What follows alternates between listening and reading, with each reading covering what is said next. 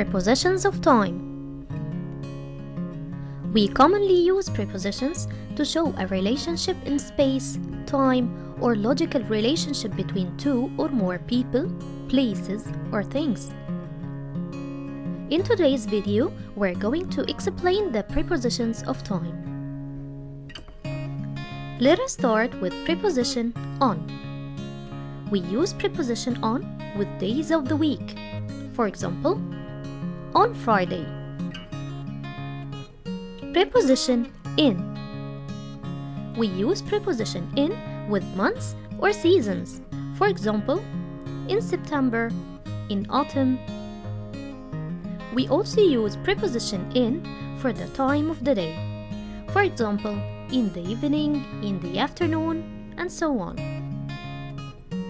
We also use preposition in with years.